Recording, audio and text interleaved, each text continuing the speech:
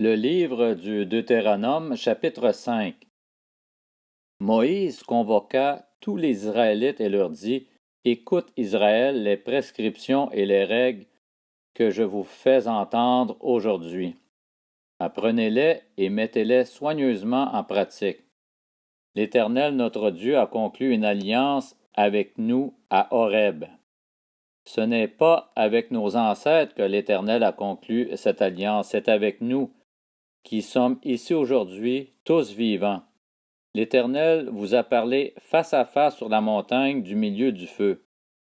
Je me suis alors tenu entre l'Éternel et vous pour vous annoncer la parole de l'Éternel. En effet, vous aviez peur du feu et vous n'êtes pas monté sur la montagne. Il a dit: Je suis l'Éternel ton Dieu, qui t'ai fait sortir d'Égypte de la maison d'esclavage. Tu n'auras pas d'autre Dieu devant moi. Tu ne te feras pas de sculpture sacrée, ni aucune représentation de ce qui est en haut dans le ciel, en bas sur la terre, et dans l'eau plus bas que la terre.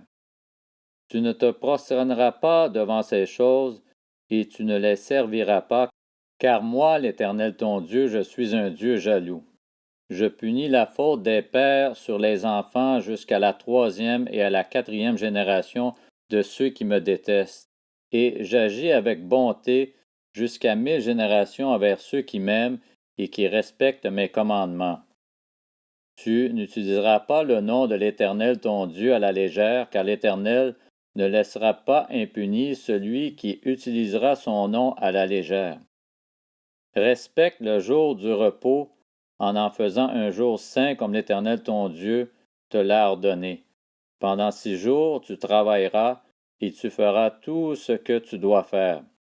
Mais le 7e jour est le jour du repos de l'Éternel ton Dieu.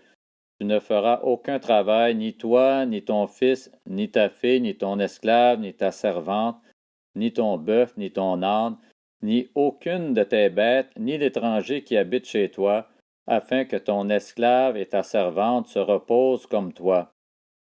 Tu te souviendras que tu as été esclave en Égypte et que l'Éternel ton Dieu t'en a fait sortir avec puissance et force.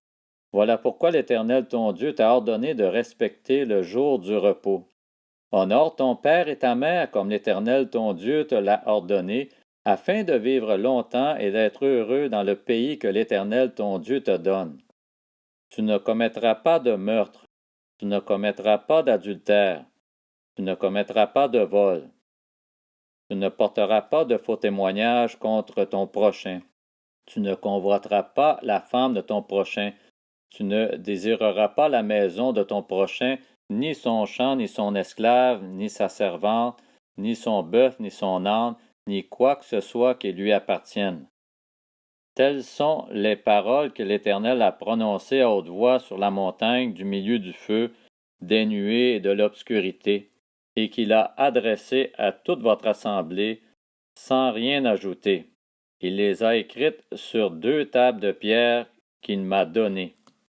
Lorsque vous avez entendu la voix du milieu des ténèbres, et tandis que la montagne était tout en feu, vos chefs de tribus et vos anciens se sont tous approchés de moi, et vous avez dit: Voici que l'Éternel notre Dieu nous a montré sa gloire et sa grandeur, et nous avons entendu sa voix du milieu du feu. Aujourd'hui, nous avons vu que Dieu a parlé à des hommes et qu'ils sont restés en vie. Maintenant, pourquoi mourrions-nous? En effet, ce grand feu nous dévorera. Si nous continuons à entendre la voix de l'Éternel notre Dieu, nous mourrons. Quel est l'homme, en effet, qui ait déjà entendu, comme nous, le Dieu vivant parler du milieu du feu et qui soit resté en vie? Que ce soit toi qui t'approches et écoute tout ce que dira l'Éternel notre Dieu. Tu nous rapporteras toi-même tout ce que te dira l'Éternel, notre Dieu. Nous l'écouterons et nous le ferons. L'Éternel a entendu les paroles que vous m'avez adressées et il m'a dit: J'ai entendu les paroles que ce peuple t'a adressées. Tout ce qu'ils ont dit est bien, si seulement ils avaient toujours ce même cœur pour me craindre et pour respecter tous mes commandements, afin d'être toujours heureux, eux et leurs enfants. Va leur dire de retourner dans leur tente.